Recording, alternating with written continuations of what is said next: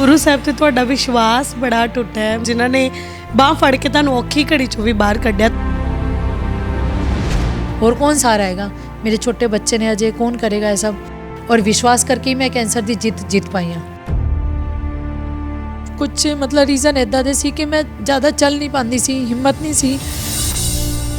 तो मैं डॉक्टर को गई, मैं कहा मैनू ना एक थोड़ा जा चेंज चाहिए, तो मैं हरमंदर साहब जाना चाहती हाँ। मेरा मन बनया कि मैं हरमंदर साहब जाके मैं ठीक हो जावांगी।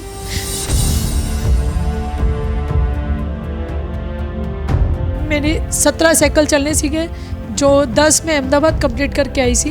इत्थे आने तो बाद मैं बस एक ही चीज़ सोची, हुण मैं हरमंदर साहब स्नान करन जाना है और कुछ नहीं कराना मैं। कई बार छोटी जी भी प्रॉब्लम होंदी ना, तो लोग रब नूं कोसण लग पैंदे ने कि रब्बा की करता, रब्बा तू मेरे नाल ही इदां क्यों कीता। लेकिन फिर हिम्मत भी तो उन्होंने ही दिती है ना।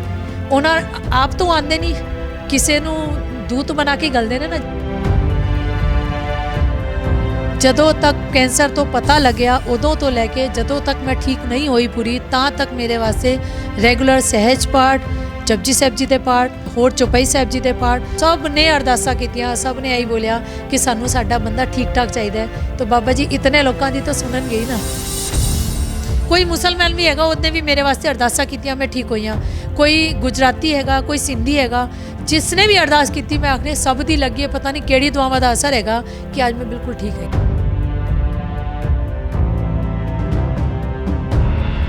बस एक ही अरदास निकलती है, धन गुरु रामदास रखी गरीब दी लाज। सानू तेरे तो अलावा और किसी का आसरा नहीं हैगा, सिर्फ तू ही लाज रखनी है। और रियली एक एक कदम ते उन्हें मेरी लाज रखी है। लगता है कि उन्होंने बिल्कुल अंग संग होकर सहायता की है। बिल्कुल मैनू यही फीलिंग आती है। अज भी वो मेरे नाल ही ने, मैनू यही फीलिंग आती है। किन्ने बजे तैयारी करनी शुरू कर देंदे हो इत्थे आउण? 5 बजे बिस्तरा छड़ना पैंदा है मैनू। 8 बजे तक असी शॉप खोलने हाँ, फिर वो कंटीन्यूस चाह दे, कॉफ़ी दे, वही सब ग्राहक स्टार्ट हो जाते हैं आने।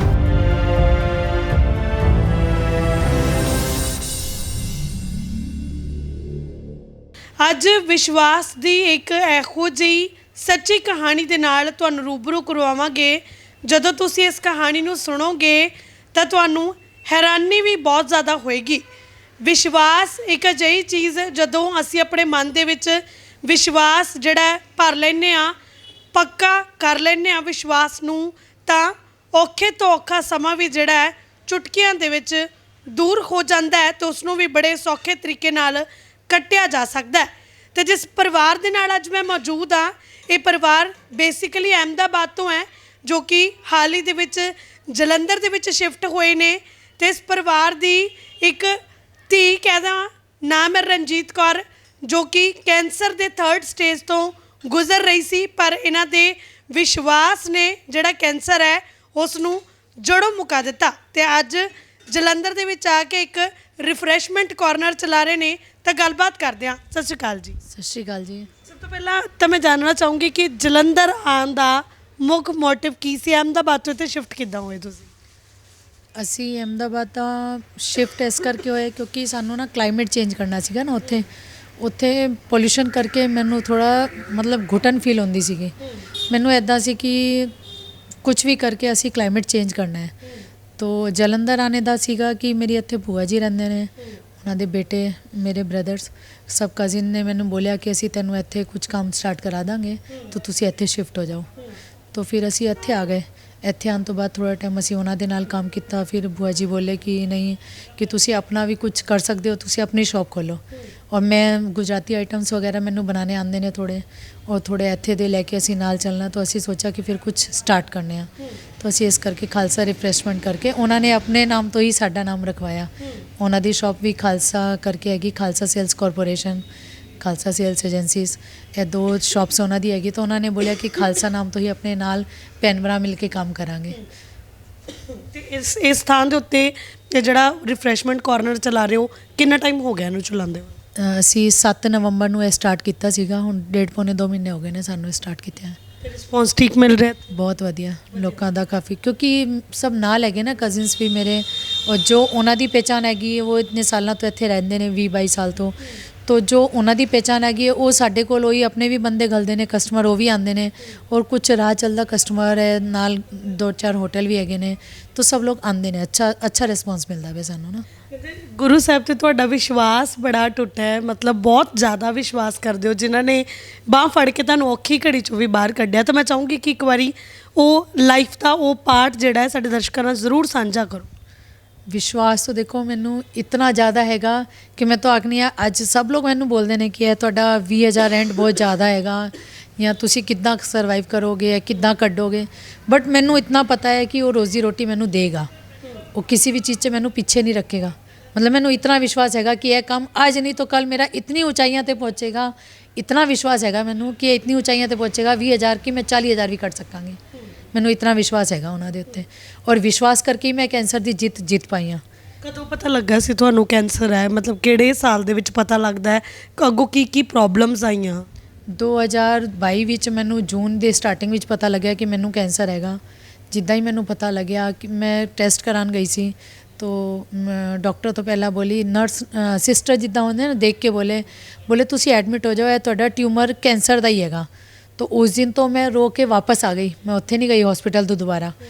मैं मतलब जिदा ही दसिया ना, मैं सिस्टर ने आख्या, मैं कहा असीं कल आवांगे रिपोर्ट्स कराने वगैरह ना, जो भी तुसी टेस्ट आखदे पे हो कल करान आवांगे। अज मैं घर चली हाँ, मतलब मेरा ना मन टूट गया सी। फिर घर आके मतलब बाबा जी नाल थोड़े जे गिले शिकवे, बाबा जी दे रूम च गई, मैं कहा किद्दां हो गया, इतना मतलब अच्छी भली लाइफ चलती पई सी, एकदम अचानक ऐसा आ गया। और कैंसर जो जी मतलब बंदा ना घबरा नहीं जाता एकदम कैंसर जो जी बीमारी का सुन के। बट थोड़ी देर रोने तो बाद, थोड़ी देर तो मैं रोई हाँ, उस तो बाद यो जी अजीब शक्ति आई है कि भाई नहीं तू रोना नहीं है, तू इस चीज़ तो जितना है, मतलब ना तू इस चीज़ तो हारना नहीं है। बाबा जी ने अगर यह दिता है तो बस यही अरदास की है कि चलो बीमारी आ गई है तो हुण इहनूं सहन करने की शक्ति भी तुसां ही देनी है, और तो कोई हैगा नहीं है ना, और कौन सहारा हैगा। मेरे छोटे बच्चे ने अजय, कौन करेगा ये सब। तो उस तो बाद है ना एक हिम्मत जी रही, और संगत का सपोर्ट, परिवार का सपोर्ट, ਇਹ ਸਭ ਚੀਜ਼ਾਂ मतलब आखते ने कोई भी वड्डी तो वड्डी जंग भी बंदा हरा सकता ना, ਜਦੋਂ संगत नाल अपने आसीस देने वाली होवे और नाल परिवार होवे पूरा कि नहीं मैं तेरे नाल खलोता हुआ, कोई इतना भी आख देंदा ना तेरे नाल खलोता हुआ मैं, तो कितनी वड्डी पीछे मतलब शक्ति मिलती है कि हाँ भाई मेरे पीछे कोई, मेरी पिठ भारी हो गई है हुण, कोई हैगा मेरे पीछे। इस तरह नाल सब ने मैनू बहुत सपोर्ट किया, और सब दे सपोर्ट, पाठ पूजा, मेरे वास्ते पाठ पूजा भी बहुत हुई है, बहुत पाठ किए लोगों ने ना। किसी ने सहज पाठ रखिया, भरजाई है कि मेरी सहज पाठ रखिया, संगत है रोज़ दे जपजी साहब जी का पाठ चलते सीगे, मतलब इतने पाठ होए ने ना मेरे वास्ते, इतनी अरदासां होईयां ने रोज़, मतलब डेली सवेरे 5 बजे स्टार्ट हो जाते सीगे पाठ और राती तक चलते सीगे। इतने पाठ चलते सीगे कि आज देख लो, ਉਹਦਾ नतीजा मैं तुहाडे सामने हैगी हाँ कि सब चीज़ां तो मैं हरा के मैं बिल्कुल ठीक हो गई हाँ। ਤੇ ਤੁਸੀਂ ਇਹ ਵੀ ਦੱਸ ਰਹੇ ਸੀਗੇ ਕਿ ਤੁਹਾਡਾ ਮੰਨਣਾ ਹੈ ਕਿ ਗੁਰੂ ਘਰਾਂ ਦੇ ਜਲ ਦੇ ਨਾਲ ਜਦੋਂ ਤੁਸੀਂ ਇਸ਼ਨਾਨ ਕੀਤਾ ਹੈ ਜਾਂ ਉਹਨੂੰ ਪੀਤਾ ਹੈ, ਉਦੋਂ ਵੀ ਬੜਾ ਤੁਹਾਨੂੰ ਫਰਕ ਪਿਆ ਹੈ। ਖਾਸ ਕਰ ਤੁਸੀਂ ਸੱਚਖੰਡ ਹਰਿਮੰਦਰ ਸਾਹਿਬ ਦਾ ਜ਼ਿਕਰ ਕਰ ਰਹੇ ਸੀ, ਤਾਂ ਉਹ ਮੈਂ ਚਾਹੂੰਗੀ ਉਹ ਚੀਜ਼ ਜ਼ਰੂਰ ਸਾਡੇ ਦਰਸ਼ਕਾਂ ਨੂੰ ਦੱਸੋ ਵੀ ਉਸ ਥਾਂ ਦੇ ਉੱਤੇ ਵਿਸ਼ਵਾਸ ਨੇ ਕਿੱਦਾਂ ਤੁਹਾਨੂੰ ਠੀਕ ਕੀਤਾ। मेरे लास्ट विच फैब विच ना ऐसे 2023 विच फरवरी विच मेरी रेडिएशन चलते सीगे, 2022 विच सॉरी 2022 विच मेरी रेडिएशन चलते सीगे फरवरी विच। तो मैं ना मतलब जिद्दां रोज़ रेडिएशन लैन जाती सी, तो मतलब रोज़ दे कैंसर पेशेंट्स ही होंदे सी रेडिएशन लैन चो आएंगे सब। तो किसी का मतलब गले का कैंसर, किसी का मूँह का कैंसर, किसी का पेट का मतलब लंग्स का, किसी का कुछ। तो रोज़ इदा के पेशेंट देख देख के ना मैं बहुत परेशान हो गई सी। तो मैं डॉक्टर को गई, मैं कहा मैनू ना एक थोड़ा जा चेंज चाहिए, तो मैं हरमंदर साहब जाना चाहनी हाँ। मतलब मेरा मन बनया कि मैं हरमंदर साहब जाके मैं ठीक हो जावांगी। तो गुरु साहब की इतनी कृपा रही, डॉक्टर्स की बोलते हैं तुसी जाओ, 1 महीने का गैप देने तुहानू, तुसी जो बाकी जे रेडिएशन है आके कंप्लीट करे अजे। पूरा 1 महीने का मैं गैप लिता, 4-5 दिन असी हरमंदर साहब रुके, उत्थे स्नान किया, मैनू बहुत अच्छा फील होया। फिर उस तो बाद मैं आके पेके 1 महीना रुकी, फिर जाके मैं रेडिएशन कराए मतलब। और उसते जदों मेरा कैंसर चल रहा सी तां भी साडी इच्छा सी कि असी दरबार साहब आइए, लेकिन कुछ मतलब रीज़न इदा दे सी कि मैं ज़्यादा चल नहीं पाती सी, हिम्मत नहीं सी। तो फिर मेरे हस्बैंड आए बंगला साहब गुरुद्वारे, तो मेरे वास्ते जल लेके गए।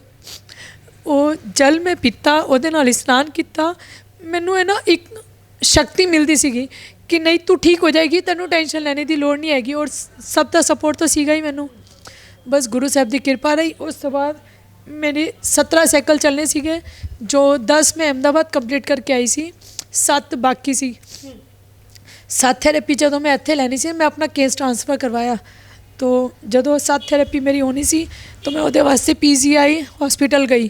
3 ਚੱਕਰ ਮੈਂ ਕੱਟੇ, ਲੇਕਿਨ ਗੁਰੂ ਸਾਹਿਬ ਦੀ ਇਤਨੀ ਕਿਰਪਾ, ਇੱਥੇ ਆने ਤੋਂ ਬਾਅਦ ਮੈਨੂੰ ਕੋਈ ਥੈਰੇਪੀ ਦੀ ਲੋੜ ਹੀ ਨਹੀਂ ਪਈ। ਇੱਥੇ ਆने ਤੋਂ ਬਾਅਦ ਮੈਂ ਬਸ ਇੱਕ ਹੀ ਚੀਜ਼ ਸੋਚੀ, ਹੁਣ ਮੈਂ ਹਰਿਮੰਦਰ ਸਾਹਿਬ ਇਸ਼ਨਾਨ ਕਰਨ ਜਾਣਾ ਹੈ ਔਰ ਕੁਛ ਨਹੀਂ ਕਰਾਣਾ ਮੈਂ। ਔਰ ਵਾਕਈ ਵਿੱਚ ਮੈਂ ਕੋਈ ਇੱਕ ਥੈਰੇਪੀ ਵੀ ਇੱਥੇ ਨਹੀਂ ਲਿੱਤੀ, ਬਸ ਹਰ ਮਹੀਨੇ ਹਰਿਮੰਦਰ ਸਾਹਿਬ ਜਾਂਦੀ ਹਾਂ, ਇਸ਼ਨਾਨ ਕਰਕੇ ਆ ਜਾਂਦੀ ਹਾਂ। ਗੁਰੂ ਸਾਹਿਬ ਕਰਾਇਆ ਚੈੱਕਅਪ ਕਰਾਇਆ, ਨੀਲ ਹੈਗਾ ਮੇਰਾ, ਕੁਛ ਨਹੀਂ ਹੈਗਾ, ਨੀਲ ਹੈਗਾ। ਇੱਕ ਟੈਸਟ ਹੋ ਚੁੱਕਿਆ ਇੱਥੇ ਆने ਤੋਂ ਬਾਅਦ, ਹੁਣ ਜਨਵਰੀ ਵਿੱਚ ਟੈਸਟ ਹੋਏਗਾ। ਬਾਕੀ ਨੀਲ ਹੈਗਾ, ਮੈਨੂੰ ਕੋਈ ਪ੍ਰੋਬਲਮ ਨਹੀਂ ਹੈਗੀ। ਜੋ ਬਾਂਹ ਮੇਰੀ ਉੱਥੇ ਮਤਲਬ ਜਦੋਂ ਮੈਂ ਇੱਥੇ ਜੂਨ ਵਿੱਚ ਆਈ ਸੀਗੀ ਨਾ, ਜੁਲਾਈ ਵੀ 3 ਜੁਲਾਈ ਨੂੰ ਮੈਂ ਇੱਥੇ ਆਈ ਹਾਂ, 2 ਜੁਲਾਈ ਤੱਕ ਵੀ ਮੇਰੀ ਬਾਂਹ ਉੱਚੀ ਨਹੀਂ ਹੁੰਦੀ ਸੀਗੀ, ਮੇਰੀ ਬਾਂਹ 'ਚ ਦਰਦ ਹੁੰਦਾ ਸੀਗਾ। ਲੇਕਿਨ ਇੱਥੇ ਆने ਤੋਂ ਬਾਅਦ ਮੈਨੂੰ ਇਤਨਾ ਆਰਾਮ ਹੈ ਕਿ ਹੁਣ ਮੈਂ 14 15 ਘੰਟੇ ਆਰਾਮ ਨਾਲ ਕੰਮ ਕਰ ਸਕਦੀ ਹਾਂ।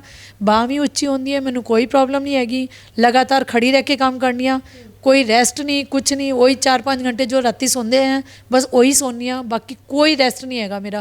लेकिन मैं अच्छे से काम कर पानी हैगा, मेरा शरीर बहुत अच्छा चलता पिया। ਜਦੋਂ ਅਹਿਮਦਾਬਾਦ ਸੀ ਉਦੋਂ ਵੀ ਕੋਈ ਨੌਕਰੀ ਕਰਦੇ ਸੀ, ਕੋਈ ਕੰਮਕਾਜ ਕਰਦੇ ਸੀ ਉਦੋਂ ਵੀ? हाँ जी, मैं म्यूजिक टीचर सी, ਉੱਥੇ ਆਪਣੇ ਸਕੂਲ 'ਚ ਬੱਚਿਆਂ ਨੂੰ ਮਿਊਜ਼ਿਕ ਸਿਖਾਉਂਦੀ ਸੀ ਔਰ ਸ਼ਾਮੀ ਵੇਲੇ ਕੀਰਤਨ ਕਲਾਸ ਗੁਰਦੁਆਰੇ ਚਲਦੀ ਸੀਗੀ। ਤੋ ਸਾਰੇ ਗੁਰਦੁਆਰੇ ਦੀ ਸੇਵਾ ਬੰਦੀ ਹੋਈ ਸੀ ਕਿ ਇਸ ਗੁਰਦੁਆਰੇ ਇਸ ਵੇਲੇ ਜਾਣਾ ਹੈ, ਇੱਦਾਂ ਸਾਰੇ ਗੁਰਦੁਆਰੇ ਦੀ ਸੇਵਾ ਵੀ ਹੈਗੀ ਸੀ। ਫਿਰ ਪਰਸਨਲੀ ਰਾਜਾ ਵੀਰ ਜੀ ਜਿਨ੍ਹਾਂ ਕੋਲੋਂ ਸਿੱਖਣੇ ਆ ਅਸੀਂ, ਉਹਨਾਂ ਦੇ ਬੱਚੇ ਫਿਰ ਅੱਗੇ ਜੋ ਜਿੱਦਾਂ ਸਾਨੂੰ ਸਿਖਾਇਆ ਤਾਂ ਅੱਗੇ ਸਾਨੂੰ ਟ੍ਰੇਨਰ ਟਾਈਪ ਉਹਨਾਂ ਨੇ ਅੱਗੇ ਮਤਲਬ ਪ੍ਰਮੋਟ ਕੀਤਾ ਕਿ ਤੁਸੀਂ ਟ੍ਰੇਨਰ ਬਣ ਕੇ ਅੱਗੇ ਸਿਖਾਓ। ਤਾਂ ਉਹ ਫਿਰ ਅੱਗੇ ਵੀ ਸਾਡੇ ਕੋਲੋਂ ਹੀ ਸੇਵਾ ਲੈਂਦੇ ਸੀ ਅੱਗੇ, ਉਹ ਵੀ ਕਰਦੀ ਸੀ। ਔਰ ਕੈਂਸਰ ਤੋਂ ਪਹਿਲਾਂ ਮੈਂ 6 ਮਹੀਨੇ ਮੈਂ ਇੱਦਾਂ ਦੀ ਸ਼ੌਪ ਵੀ ਕੀਤੀ ਸੀ ਉੱਥੇ ਨਾ, ਦਾਬੇਲੀ ਸੈਂਡਵਿਚ ਵਗੈਰਾ ਦੀ। ਬਟ 6 ਮਹੀਨੇ ਬਾਅਦ ਕੈਂਸਰ ਆ ਗਿਆ ਤਾਂ ਮੈਂ ਫਿਰ ਬੰਦ ਕਰਨੀ ਪਈ ਮੈਨੂੰ। ਹਾਂਜੀ, ਉਹੀ ਜਿੰਨਾ ਕੁ ਸਿੱਖ ਪਾਏ ਉਹੀ ਹੁਣ ਮਤਲਬ ਬਣਾ ਲੈਂਦੇ ਹੋ ਤੁਸੀਂ? ਹਾਂਜੀ, ਮੈਂ ਸਿੱਖੀ ਸੀਗੀ ਉੱਥੇ, ਤਾਂ ਉੱਥੇ ਦੇ ਸਾਰੇ ਆਈਟਮਸ ਵੈਸੇ ਮੈਨੂੰ ਆਉਂਦੇ ਹੀ ਨੇ ਗੁਜਰਾਤ ਦੇ। ਬਟ ਇੱਥੇ ਮੈਂ ਅਜੇ ਸਭ ਸਟਾਰਟ ਨਹੀਂ ਕਰ ਪਾਈ ਕਿਉਂਕਿ ਮੈਂ ਇਕੱਲੀ ਹਾਂ ਕਰਨੇ ਵਾਲੀ, ਤਾਂ ਜਿतना मैं कर सकनी है उतना करनी है। ਬਾਕੀ ਅਗਰ ਗੁਰੂ ਸਾਹਿਬ ਕਿਰਪਾ ਕਰੇ ਅੱਗੇ ਸਰੀਰ ਅੱਛਾ ਚੱਲਦਾ ਰਿਹਾ ਤਾਂ ਅੱਗੇ ਹੋਰ ਆਈਟਮ ਸਟਾਰਟ ਕਰਾਂਗੇ। ਤੇ ਇੱਥੇ ਪਰਿਵਾਰ ਦੇ ਵਿੱਚ ਕੌਣ ਕੌਣ ਹੈ ਇਸ ਟਾਈਮ ਤੇ ਤੁਹਾਡੇ ਨਾਲ? ਮੇਰੇ ਨਾਲ ਬਸ ਅਸੀਂ, ਸਾਡੀ ਫੈਮਿਲੀ ਹੈਗੀ, ਮੇਰੇ ਹਸਬੈਂਡ 2 ਬੱਚੇ, ਅਸੀਂ ਚਾਰੋਂ ਹੈਗੇ ਹਾਂ ਨਾਲ। ਤੇ ਬੱਚੇ ਤਾਂ ਹਸਬੈਂਡ ਹੈਲਪ ਕਰਾਉਂਦੇ ਨੇ ਤੁਹਾਡੀ ਇਸ ਕੰਮ? ਹਾਂਜੀ, ਸਭ ਪੂਰਾ ਸਪੋਰਟ ਹੈਗਾ, ਸਭ ਹੈਲਪ ਕਰਾਂਗੇ। ਉੱਠ ਕੇ ਕਿੰਨੇ ਵਜੇ ਤਿਆਰੀ ਕਰਨੀ ਸ਼ੁਰੂ ਕਰ ਦਿੰਦੇ ਹੋ ਇੱਥੇ ਆਉਣ? 5:30 ਵਜੇ ਬਿਸਤਰਾ ਛੱਡਣਾ ਪੈਂਦਾ ਹੈ ਮੈਨੂੰ। 5:30 ਵਜੇ ਤੋਂ ਸਟਾਰਟਿੰਗ ਜੋ ਕਰਨੀ ਆ, ਫਿਰ ਉਸ ਤੋਂ ਬਾਅਦ 8 ਵਜੇ ਤੱਕ ਅਸੀਂ ਸ਼ੌਪ ਖੋਲ੍ਹਦੇ ਹਾਂ। ਫਿਰ ਉਹ ਕੰਟੀਨਿਊਸ ਚਾਹ ਦੇ, ਕੌਫੀ ਦੇ, ਉਹੀ ਸਭ ਗ੍ਰਾਹਕ ਸਟਾਰਟ ਹੋ ਜਾਂਦੇ ਨੇ ਆਣੇ। ਮਤਲਬ ਕਈ ਵਾਰੀ ਇੱਦਾਂ ਹੁੰਦਾ ਕਿ ਜਿਵੇਂ ਤੁਸੀਂ ਦੱਸਿਆ ਕਿ ਕੈਂਸਰ ਦੀ ਪ੍ਰੋਬਲਮ ਤੁਹਾਨੂੰ ਆਈ, ਕਈ ਵਾਰ ਛੋਟੀ ਜਿਹੀ ਵੀ ਪ੍ਰੋਬਲਮ ਹੁੰਦੀ ਨਾ ਤਾਂ ਲੋਕ ਰੱਬ ਨੂੰ ਕੋਸਣ ਲੱਗ ਪੈਂਦੇ ਨੇ ਕਿ ਰੱਬਾ ਕੀ ਕਰਤਾ, ਰੱਬਾ ਤੂੰ ਮੇਰੇ ਨਾਲ ਹੀ ਇੱਦਾਂ ਕਿਉਂ ਕੀਤਾ?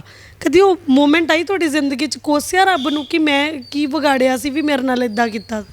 ਨਹੀਂ, ਐਦਾਂ ਨਹੀਂ ਕਦੀ ਬੋਲਿਆ ਕਿ ਕੀ ਵਿਗਾੜਿਆ ਸੀਗਾ, ਬਟ ਇਹ ਮਨ 'ਚ ਜੋ ਗਿਲਾ ਸ਼ਿਕਵਾ ਸੀ ਉਹ ਮੈਂ ਕੀਤਾ ਨਾ ਬਾਬਾ ਜੀ ਦੇ ਨਾਲ। ਜਦੋਂ ਮੈਂ ਤੁਹਾਨੂੰ ਦੱਸਿਆ ਨਾ, ਜਿਸ ਦਿਨ ਪਤਾ ਲੱਗਿਆ ਕਿ ਕੈਂਸਰ, ਡਾਕਟਰ ਨੇ ਆਖਿਆ ਕਿ ਕੈਂਸਰ ਹੈਗਾ, ਤੁਸੀਂ ਐਡਮਿਟ ਹੋ ਜਾਓ ਜੀ, ਤਾਂ ਮੈਂ ਉਦੋਂ ਤੋਂ ਨਹੀਂ ਹੋਈ। ਉਦੋਂ ਤੋਂ ਆ ਕੇ ਬਾਬਾ ਜੀ ਦੇ ਨਾਲ ਥੋੜ੍ਹਾ ਜਿਹਾ ਬੋਲਿਆ, ਮਤਲਬ ਜਵਾਬ ਤਾਂ ਉੱਥੋਂ ਕੋਈ ਨਹੀਂ ਆਣਾ, ਲੇਕਿਨ ਮਨ ਦੇ ਨਾਲ ਜਿੱਦਾਂ ਨਹੀਂ ਗੱਲਾਂ ਕਰੀਦਾ ਕਿ ਮੈਂ ਬਹੁਤ ਪਰੇਸ਼ਾਨ ਹੋ ਗਈ ਹਾਂ, ਇੱਕਦਮ ਇੱਦਾਂ ਦੀ ਬਿਮਾਰੀ ਆ ਗਈ। ਲੇਕਿਨ ਫਿਰ ਹਿੰਮਤ ਵੀ ਤਾਂ ਉਹਨਾਂ ਨੇ ਹੀ ਦਿੱਤੀ ਹੈ ਨਾ, ਉਹਨਾਂ ਆਪ ਤੋਂ ਆਉਂਦੇ ਨਹੀਂ, ਕਿਸੇ ਨੂੰ ਦੂਤ ਬਣਾ ਕੇ ਗਲਦੇ ਨੇ ਨਾ, ਜਿੱਦਾਂ ਕੋਈ ਤੁਸੀਂ ਆ ਗਏ, ਕੋਈ ਹੋਰ ਆ ਗਿਆ, ਇਸ ਤਰੀਕੇ ਨਾਲ ਮੇਰੇ ਕੋਲ ਬੰਦੇ ਆਏ ਕਿ ਤੁਸੀਂ ਟੈਨਸ਼ਨ ਨਹੀਂ ਲੈਣੀ, ਤੁਸੀਂ ਬਿਲਕੁਲ ਬੇਫਿਕਰੀ ਹੋ ਕੇ ਆਪਣਾ ਇਲਾਜ ਕਰਾਉਣਾ ਹੈ, ਤੁਸੀਂ ਬਿਲਕੁਲ ਠੀਕ ਹੋ ਜਾਓਗੇ। ਫਿਰ ਇੱਕ ਹੋਰ ਬੰਦਾ ਸੀਗਾ ਜਿਹਨੇ ਆਪਣੀ ਸਿਸਟਰ ਨਾਲ ਗੱਲ ਕਰਾਈ, ਬੋਲੇ ਕਿ ਮੇਰੀ ਸਿਸਟਰ ਨੂੰ ਵੀ ਇਹੀ ਕੈਂਸਰ ਸੀਗਾ। ਅੱਛਾ, ਇੱਕ ਮਜ਼ੇ ਦੀ ਗੱਲ ਹੋਰ, ਅਸੀਂ ਜਦੋਂ ਸ਼ੈਲਬੀ ਹਸਪੀਟਲ ਤੋਂ ਨੀਚੇ ਆਏ ਨਾ ਫਸਟ ਟਾਈਮ ਦਿਖਾ ਕੇ, ਤਾਂ ਮੈਨੂੰ ਆਖਿਆ ਕਿ ਤੁਹਾਡੀ ਥੈਰੇਪੀ ਸਟਾਰਟ ਹੋਣੀ ਹੈ 2 ਦਿਨ ਬਾਅਦ ਤੋਂ, ਕੀਮੋ। तो मैं नीचे आई तो कोई 2 लेडीज़ है ना गल्ला करते पे सी कि कीमो ने ज़्यादा हरा दिता, नहीं तो इतना तेरे पापा खराब मतलब ठीक, मतलब इतने बीमार नहीं सीगे। ਜਦੋਂ ਉਹਨਾਂ ਦੀ ਗੱਲਾਂ ਮੈਂ ਸੁਣੀਆਂ ਨਾ ਤਾਂ ਮੈਂ ਉਹਨਾਂ ਕੋਲ ਗਈ, ਮੈਂ ਉਹਨਾਂ ਨਾਲ ਗੱਲ ਕੀਤੀ। ਮੈਂ ਕਿਹਾ ਕੀਮੋ ਨਾਲ ਕੀ ਤਕਲੀਫ ਆਉਂਦੀ ਹੈ, ਮੈਨੂੰ ਵੀ ਪਰਸੋਂ ਤੋਂ ਕੀਮੋ ਸਟਾਰਟ ਕਰਨੀ ਹੈ, ਤਾਂ ਕੀ ਹੁੰਦਾ ਉਹਦੇ ਨਾਲ ਜੋ ਤੁਸੀਂ ਆਪਸ 'ਚ ਇੱਦਾਂ ਗੱਲਾਂ ਕਰਦੇ ਪਏ ਸੀ? ਬੋਲੇ ਮੇਰੇ ਹਸਬੈਂਡ ਬਿਮਾਰ ਸੀਗੇ ਲੇਕਿਨ ਕੀਮੋ ਨਾਲ ਹੋਰ ਜ਼ਿਆਦਾ ਬਿਮਾਰ ਹੋ ਗਏ, यानी कि वो झेल नहीं पाए। मतलब कीमो इतनी हैवी होती है कि कोई हर बंदा झेल नहीं पाता। तो मैं डर गई सी उस वेले, मैं भी डर गई सी। बट मैं फिर जाके घर अपने अरदास की रिक्वेस्ट बाबा जी के अगे कितना हाथ जोड़ के खड़े हो जाइए कि हुण बाबा जी तुसी दसो हुण कीमो के अलावा ऐसा कोई रस्ता नहीं हैगा, तो हुण मैं करानी है कि नहीं करानी है। मतलब इस तरीके नाल फिर उन्होंने मेरे सामने इस तरह के बंदे घल्ले कि जिन्होंने मैनू समझाया कि नहीं तुसी ये कराना है, ये कराना ही है और ये नाल ही तुसी ठीक हो जाना है। मतलब इस तरीके की एक लेडीज़ का मैनू फोन आया। ਵਿਸ਼ਵਾਸ ਬਣ ਚੁੱਕਿਆ ਸੀ ਕਿ ਹਾਂ ਜੇ ਮੈਂ ਕੀਮੋ ਕਰਵਾਉਣੀ ਆ ਤਾਂ ਮੈਂ ਠੀਕ ਹੋ ਜਾਣੀ। ਹਾਂਜੀ ਬਿਲਕੁਲ ਉਹਨਾਂ ਦੇ ਥਰੂ ਮੈਨੂੰ ਬਾਬਾ ਜੀ ਦਾ ਹੀ ਸੁਨੇਹਾ ਆਇਆ, ਉਹਨਾਂ ਦੇ ਥਰੂ ਆਇਆ ਕਿ ਤੁਸੀਂ ਠੀਕ ਹੋ ਜਾਓਗੇ, ਬਿਲਕੁਲ ਘਬਰਾਏ ਬਿਨਾ ਤੁਸੀਂ ਕੀਮੋ ਕਰਾਓ ਔਰ ਕੀਮੋ ਨਾਲ ਬਸ ਤੁਹਾਨੂੰ ਥੋੜੀ ਤਕਲੀਫ ਆਏਗੀ ਜ਼ਰੂਰ, ਲੇਕਿਨ ਤੁਸੀਂ ਝੇਲ ਪਾਓਗੇ। मैं भी किया, तुसी भी झेल पाओगे और अगे भी सब नू यही बोलिया जे कि तुसी सब झेल सकते हैं। हिम्मत हारने की लोड़ नहीं हैगी, बस अपने खाने पीने का ध्यान रखो, हिम्मत नहीं हारनी, विल पावर ये भी सब तो पहला चाहिए हैगी। और सब बाबा जी की तो ताकत है ही है जो सानू देंदे ने।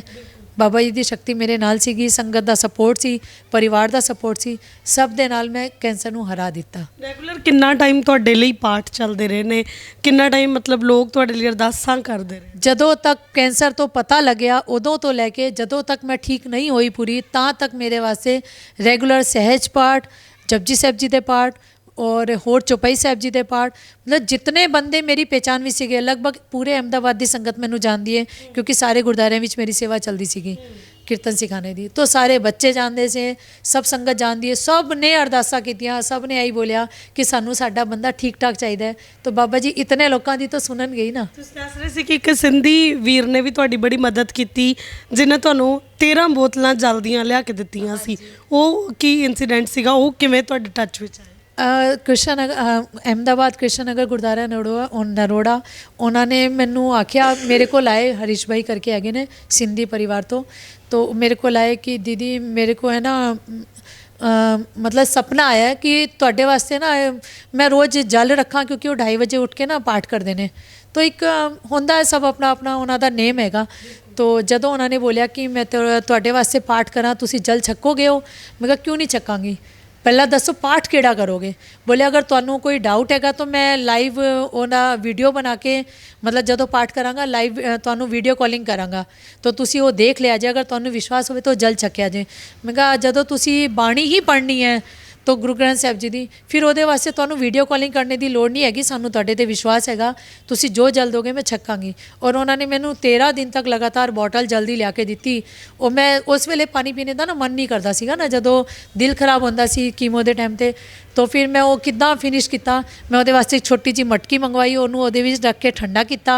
ठंडा मतलब उस वेले ना ठंडा खाने का मन करता सीगा, तो मैं उस वेले उस जल नू ठंडा किया, गर्मी बड़ी सी ना उस वेले, तो ठंडा करके फिर मैं उस जल नू पूरा पीता, पर मैं सटिया नहीं, मैं पूरा जल पीता हो। ਹੁਣ ਤੁਸੀਂ ਪੂਰੀ ਤਰ੍ਹਾਂ ਤੰਦਰੁਸਤ ਹੋ? बिल्कुल। मेरे नाल वाली एक हैगी है, वो मारवाड़ी है वो लोग, तो उन्होंने लोगों ने उदयपुर तो कोई वो भैरव की बाऊ जी नू मनते ने, तो उन्होंने मैनू आख्या कि तुसी एक धागा बंधोगे, जबकि अमृतधारियां भी धागे तबीज तो कित्थे मन्ने असी, अज तक मैं कभी कोई धागा नहीं बनिया। लेकिन उन्हों का विश्वास सीगा, मेरे नेबर सी बिल्कुल गवांढी एक ही दीवार सीगी साडी, तो मैनू आखदे ने तुसी मैं धागा देवां तो बन्नोगे तुसी? मैं कहा बिल्कुल बनांगी, तुहाडा विश्वास हैगा तो रब तो सब जगह एक ही हैगी, जोत तो एक ही हैगी ना, सिर्फ एक नाम अलग है कि राम है, रहीम है, कृष्णा है, भगवान, मतलब सब नाम ही अलग है, बाकी रब तो एक ही जोत हैगी है। तो बिल्कुल बनांगी। उन्होंने आके मेरे हाथ से धागा बनिया, बोलिया साडा विश्वास हैगा कि तुसी इहदे नाल बिल्कुल ठीक हो जाओगे। और गुरु साहब की इतनी कृपा, सारी सब का इतना सपोर्ट मिलिया, कोई साडी जाति का है, कोई नहीं हैगा, कोई अदर कास्ट भी हैगा, हाँ हर किसी ने, मतलब यह नहीं कि अदर कास्ट ने नहीं, कोई मुसलमान भी हैगा, उसने भी मेरे वास्ते अरदासा कीतियां, मैं ठीक हुई हाँ। कोई गुजराती हैगा, कोई सिंधी हैगा, जिसने भी अरदास की मैं आखने सब दी लगी है, पता नहीं केड़ी दुआवां दा असर हैगा कि आज मैं बिल्कुल ठीक हैगी हाँ। कह सकते गुरु साहब ने ਵੱਖ-ਵੱਖ ਤਰੀਕਿਆਂ ਜਾ ਕੇ ਖੁਦ ਆਪ ਬਾਂਹ ਫੜੀ। बिल्कुल मैनू तो बाह पकड़ के वो आखते ने ना, बाह पकड़ के मैनू खिंचे हैगा, बाह दे के मैनू रखे हैगा, उन्होंने अपने कंठ नाल ला के रखा। मैंने तो इदा का लगता है कि उन्होंने बिल्कुल अंग संग होकर सहायता की है। बिल्कुल मैनू यही फीलिंग आती है, अज भी वो मेरे नाल ही ने, मैनू यही फीलिंग आती है। रोज़ लगता है इदां ही? बिल्कुल बिल्कुल, मतलब जिते पता की होंदा है, असी वैसे हमेशा की करते हैं जिदा इत्थे समान बनाने ना, तो फ्रैश चीज़ ही रखने, क्योंकि पता की होंदा है कई बार चीज़ ख़राब हो जाए, टेस्ट गलत चला जाए, कुछ हो जाए, तो बस एक ही अरदास निकलती है, रोज़ नवी चीज़ रखनी है। लेकिन बाबा जी धन गुरु रामदास रखी गरीब दी लाज, सानू तेरे तो अलावा और किसी का आसरा नहीं हैगा, सिर्फ तू ही लाज रखनी है। और रियली एक एक कदम ते उन्हें मेरी लाज रखी है, पूरी परिवार दी मेरे। कित्थे भी मैनू हार नहीं पान दित्ती, कित्थे मैं कभी पीछे नहीं पाई, अज तक किसी जगह ते मैं हारी नहीं हाँ। ਤੁਹਾਡਾ ਵਿਸ਼ਵਾਸ ਹੀ ਹੈ ਜਿਹਨੇ ਤੁਹਾਡੀ ਜ਼ਿੰਦਗੀ ਦੇ ਵਿੱਚ ਤੁਹਾਨੂੰ ਇੱਥੇ ਤੱਕ ਲੈ ਕੇ ਆਂਦਾ, ਤੇ ਵਾਕਈ ਬਹੁਤ ਜ਼ਿਆਦਾ ਸੱਚੀ ਜਿਹੜੀ ਕਹਾਣੀ ਨਹੀਂ ਮੈਂ ਇਹਨੂੰ ਕਹੂੰਗੀ, ਸੱਚਾਈ ਹੈ ਜ਼ਿੰਦਗੀ ਦੀ ਕਿ ਵਿਸ਼ਵਾਸ ਇੱਕ ਇਹੋ ਜਿਹੀ ਪਾਵਰ ਹੈ, ਜੇਕਰ ਮਨ ਦੇ ਵਿੱਚ ਵਿਸ਼ਵਾਸ ਹੈ ਕਿਸੇ ਚੀਜ਼ ਨੂੰ ਲੈ ਕੇ ਤਾਂ ਜ਼ਾਹਰ ਜੀ ਗੱਲ ਹੈ ਕੋਈ ਵੀ ਸਮਾਂ ਆ ਜਾਵੇ ਇਨਸਾਨ ਡੋਲਦਾ ਨਹੀਂ ਹੈ, ਕਿਸੇ ਨਾ ਕਿਸੇ ਰੂਪ ਦੇ ਵਿੱਚ ਉਸਦੀ ਮਦਦ ਜਿਹੜੀ ਹੋ ਜਾਂਦੀ ਹੈ। ਤੇ ਇਹ ਜੇ ਵਿਸ਼ਵਾਸ ਰੱਬ ਦੇ ਉੱਪਰ ਹੋਵੇ, ਵਿਸ਼ਵਾਸ ਗੁਰੂ ਸਾਹਿਬ ਜੀ ਤੋਂ ਉੱਪਰ ਹੋਵੇ ਤਾਂ ਇਹ ਹੋਰ ਵੀ ਸੋਨੇ ਤੇ ਸੁਹਾਗੇ ਵਾਲੀ ਗੱਲ ਹੈ, ਕਿਉਂਕਿ ਲੋਕਾਂ ਦੇ ਉੱਤੇ ਕੀਤਾ ਵਿਸ਼ਵਾਸ ਤੁਹਾਨੂੰ ਧੋਖਾ ਜ਼ਰੂਰ ਦੇ ਸਕਦਾ, ਪਰ ਗੁਰੂ ਸਾਹਿਬ ਜੀ ਦੇ ਉੱਤੇ, ਰੱਬ ਦੇ ਉੱਤੇ ਕੀਤਾ ਹੋਇਆ ਵਿਸ਼ਵਾਸ ਜਿਹੜਾ ਨਾ ਉਹ ਤੁਹਾਡੀ ਬੇੜੀ ਨੂੰ ਪਾਰ ਲਗਾਏਗਾ ਹੀ ਲਗਾਏਗਾ। ਔਰ ਇਹੋ ਜਿਹੀ ਹੀ ਇੱਕ ਜਿਹੜੀ ਸੱਚੀ ਲਾਈਫ ਸਟੋਰੀ ਤੁਹਾਨੂੰ ਸੁਣਾਈ ਹੈ, ਤਾਂ ਇਹਨਾਂ ਦਾ ਮੰਨਣਾ, ਇਹਨਾਂ ਦਾ ਯਕੀਨ ਹੈ ਕਿ ਧਰਮ ਜਾਤ ਵੀ ਨਹੀਂ ਦੇਖੀ, ਮਜ਼ਹਬ ਵੀ ਨਹੀਂ ਵੇਖਿਆ, ਪਰ ਫਿਰ ਵੀ ਲੋਕਾਂ ਨੇ ਇਹਨਾਂ ਦੀ ਮਦਦ ਕੀਤੀ, ਇਹਨਾਂ ਦੇ ਲਈ ਅਰਦਾਸਾਂ ਕੀਤੀਆਂ ਨੇ। ਤਾਂ ਸੋਚੋ ਕਿੰਨੇ ਲੱਕੀ ਹੋਣਗੇ ਜਿਨ੍ਹਾਂ ਦੇ ਲਈ ਰੋਜ਼ਾਨਾ ਪਾਠ ਚੱਲਦੇ ਨੇ, ਗੁਰਬਾਣੀ ਦੇ ਜਾਪ ਚੱਲਦੇ ਸੀ ਕਿ ਇਹ ਠੀਕ ਹੋ ਜਾਣ, ਤੇ ਗੁਰੂ ਸਾਹਿਬ ਜੀ ਦੀ ਕਿਰਪਾ ਦੇ ਨਾਲ ਅੱਜ ਇਹ ਬਿਲਕੁਲ ਠੀਕ ਨੇ। ਡਾਕਟਰੀ ਇਲਾਜ ਚੱਲਿਆ, ਪਰ ਜਿੰਨੀ ਜਲਦੀ ਫਰਕ ਪਿਆ ਉਹ ਗੁਰੂ ਸਾਹਿਬ ਜੀ ਦੇ ਉੱਤੇ ਵਿਸ਼ਵਾਸ ਜੋ ਇਹਨਾਂ ਦਾ ਸੀ ਉਸ ਦਾ ਨਤੀਜਾ ਸੀ।